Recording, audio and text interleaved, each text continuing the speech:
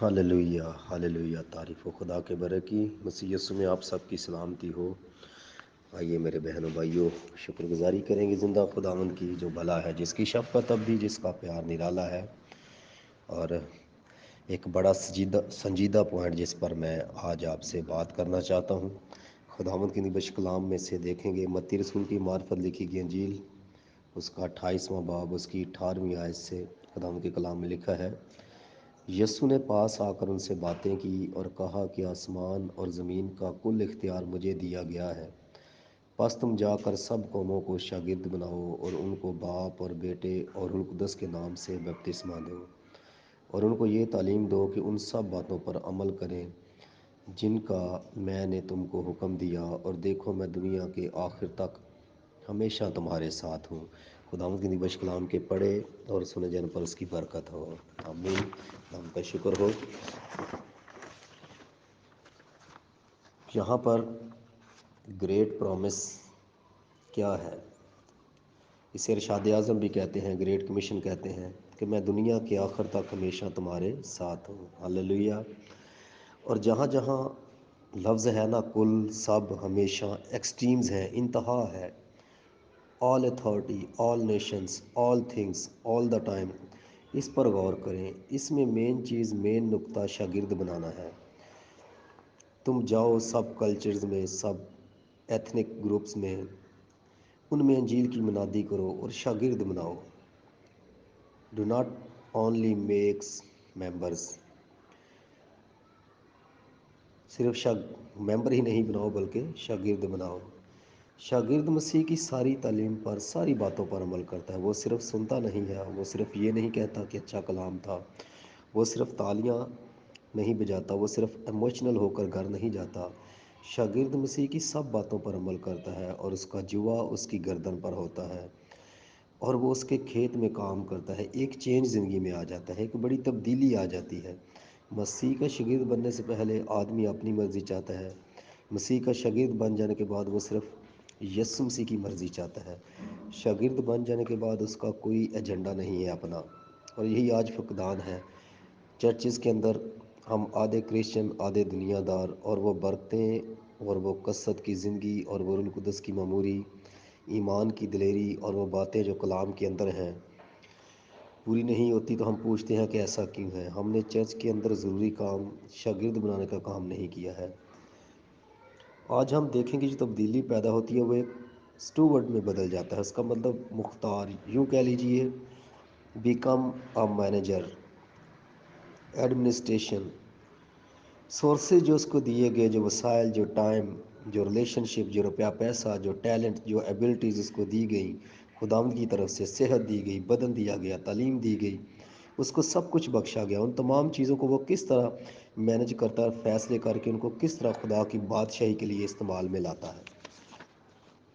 کیونکہ جتنے وسائل ہمارے پاس ہیں وہ ہمارے نہیں ہیں، ہم مالک نہیں، ہم مینیجر ہیں۔ ہم سمجھتے ہیں کہ ہم مالک ہیں، یہ دولت میں نے کمائی ہے، میں نے یہ کام کیا ہے، لیکن نہیں جانتے کہ دولت کمانے کے لیے قوت، ایبلٹی کس نے بخشی ہے۔ آئیں ایک حوالہ پڑھیں گے، استثنا کی کتاب، اس کا 8واں باب اور 17ویں آیت، خداوند کے کلام میں یہاں پر لکھا ہے: اور ایسا نہ ہو کہ تو اپنے دل میں کہنے لگے کہ میری ہی طاقت اور ہاتھ کے زور سے مجھ کو یہ دولت نصیب ہوئی ہے، بلکہ تو خداوند اپنے خدا کو یاد رکھنا، کیونکہ وہی تجھ کو دولت حاصل کرنے کی قوت اس لیے دیتا ہے کہ اپنے اس عہد کو جس کی قسم اس نے تیرے باپ دادا سے کھائی تھی قائم رکھے، جیسا آج کے دن ظاہر ہے۔ اور اگر تو کبھی خداوند اپنے خدا کو بولے اور معبودوں کا پیرو بن کر ان کی عبادت و پرستش کرے، تو میں آج کے دن تم کو آگاہ کیے دیتا ہوں کہ تم ضرور ہی نیست ہو جاؤ گے۔ یہاں پر صاف لکھا ہے کہ جی خداوند اپنے خدا کو یاد رکھنا، جب دولت نصیب ہو کس کو یاد رکھنا ہے؟ خداوند اپنے خدا کو۔ ایک ترجمہ یہ بھی ہے انگلش میں: ہی گیوز یو ایبلٹی، بند دروازے تیرے لیے وہ کھولتا ہے، جابس تجھ کو وہ دیتا ہے۔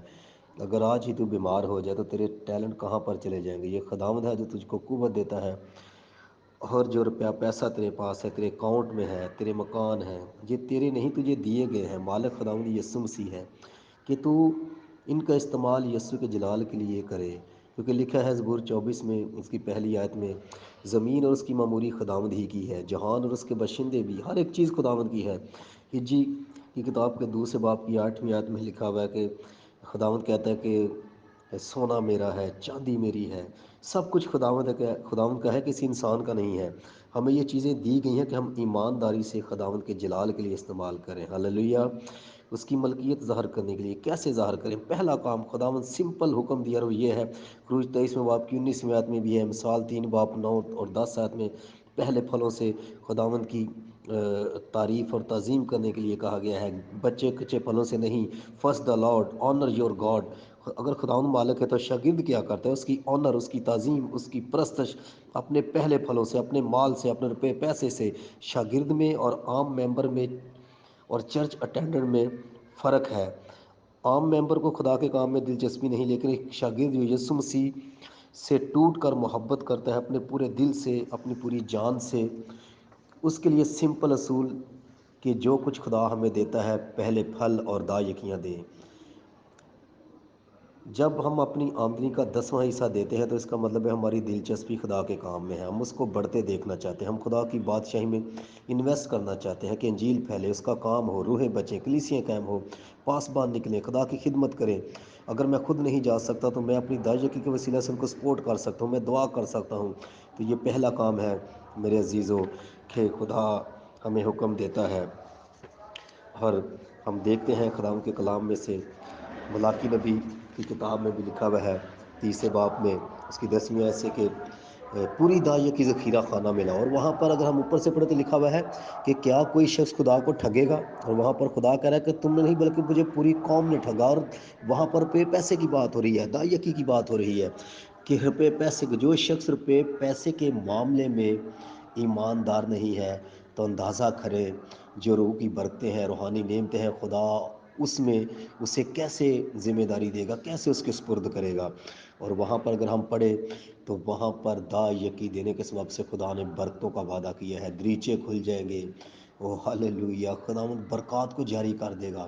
اور خداوند وہاں پر کہا تم قرض لوگ نہیں بلکہ قرض دو گے، تم ایک دلکشا مملکت ہوگے۔ دلکشا کا مملکت کا مطلب ہے کہ کھینچ لینے والے، دل کو مو لینے والے۔ اس بات کو جانیں کہ اگر ہم شاگرد ہیں، اگر ہم اس کے شاگرد ہیں، اگر ہم اپنے کہتے ہیں یسوع کے شاگرد ہیں، اس کو ماننے والے ہیں، تو سمپل اصول پہلے پھلوں سے خدا کی تعظیم کرنا، اس کو آنر دینا، اپنے روپے پیسے کا وسیلہ جو خدا نے روپیہ پیسہ دیا، اپنے جو ٹیلنٹ دیا ہے وہ خدا کی حضوری میں استعمال کرنا تاکہ خدا کا کام پھیلے۔ اس بات کو جانے، اس تھوڑے وقت میں اس بات کو ہم جاننے والے ہوں کہ ہمارے سپرد کچھ خدا نے کیا ہے، جو ہمیں وسائل دیے، ہمیں ٹیلنٹ دیے، ہمیں روپیہ پیسہ دیا ہے۔ آج غور کریں کہ ہم اس کو کس طور سے خدا کے جلال کے لیے استعمال کر رہے ہیں، کس طرح سے مینج کر رہے ہیں۔ اور اگر ہم اسے مینج کریں گے خدا کی مرضی کے مطابق تو ہم بابرکت ہوں گے، ہم دل کی شام مملکت ہوں گے۔ خداوند آپ سب کو اس کلام کے وسیلہ سے برکت دے، اور آپ ہمیشہ خداوند میں قائم اور دائم رہیں، آپ کے گرانوں پر خداوند کا ہاتھ بڑا رہے، یسوع کے نام سے آمین۔